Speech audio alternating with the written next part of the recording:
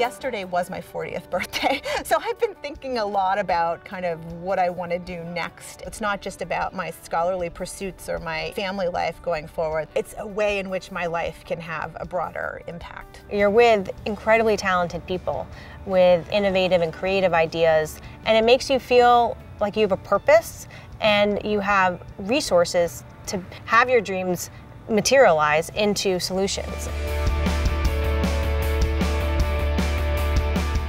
Maybe what we need to do is challenge those norms in society. Should Rosa Parks, should she have given up her seat on the bus?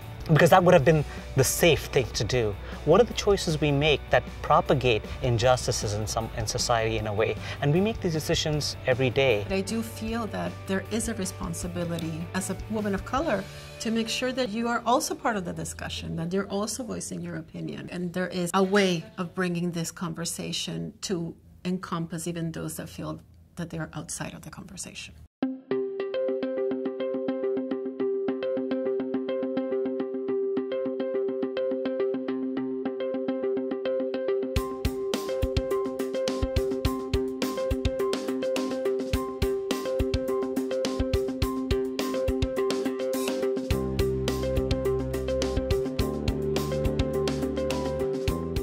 Being an Ivy League institution, it's, people won't be surprised to know that 60% of the class of the student body comes from, let's say, the top 6% of the income distribution. The proposal of the piece was that we should move from a need-blind admissions policy. There is a sort of an abundance of low-income high achievers out there. It's just that colleges aren't doing a very good job of reaching them. Here in northern New England, about 30 to 50% of our population have private wells that many people don't realize aren't regulated by the EPA. And arsenic is a carcinogen, and you can't smell it or taste it.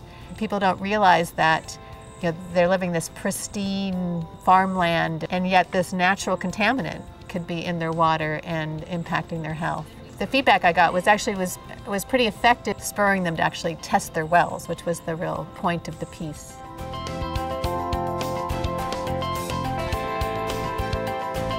I tried to boil down for people the 4 things that I thought were most important for them to understand when they were consuming coverage of scientific research. I was already pretty excited about this issue. I'm even more excited now because I think I see ways in which people having this knowledge can improve their lives. Why are there so few women and minorities in STEM, and particularly in physics where I work, where you only have about 20% of the entering class as women? Because we create cultures within our classrooms that perpetuate when they go out into the workplace. And I think we retain a lot of that curiosity as we go through life. And I feel like when we don't allow people to participate in that fully, we're doing a huge disservice. We need to keep people's excitement in their world alive.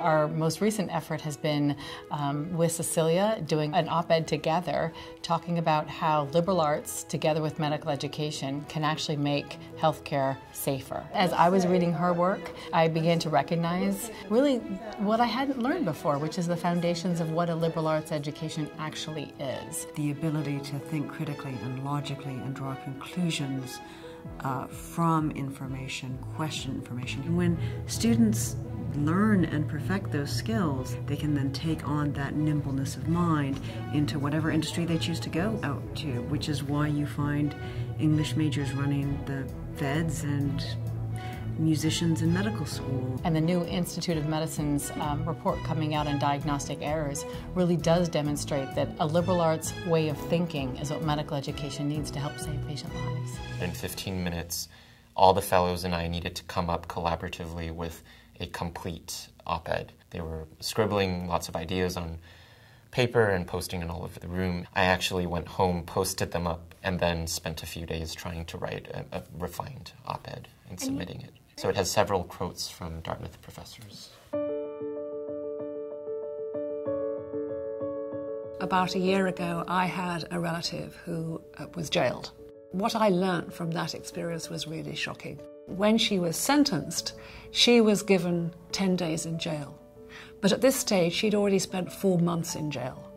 And those 4 months not only were kind of unjust in the light of what the jury eventually decided her crime merited, but they were also very counterproductive. Because this was somebody who had a very difficult start in life. The experience that she had in jail pushed her in exactly the wrong direction. I feel like listening can serve as more than just a metaphor for, comprehension or sharing or compassion, but it can lead to very real actions. And I constantly teach my students that when we develop musicianship skills or listening skills, it's not just about learning notes or reading music, but it's about listening to people, because a lot of music comes from people, and it's important to listen to people, to listen for better worlds.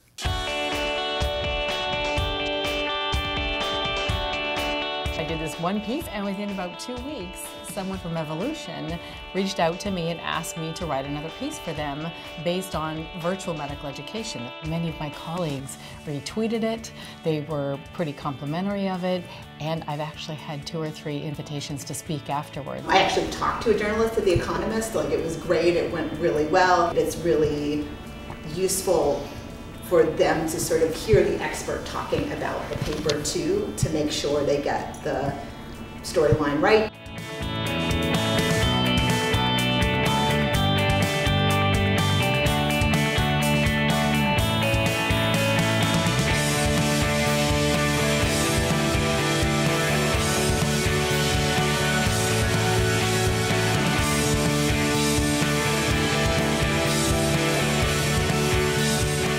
Our vision is of a world where the best ideas, regardless of where they come from, will have a chance to shape society and be heard and shape the world.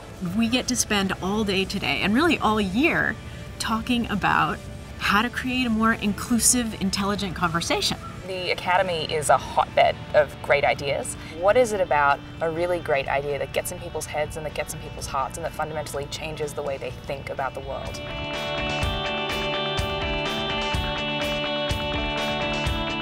We can't really move anything forward in this country if we aren't willing to sort of be vulnerable with each other and to share. And so I guess it is a risk, but if we don't take that risk, nothing is actually ever going to happen.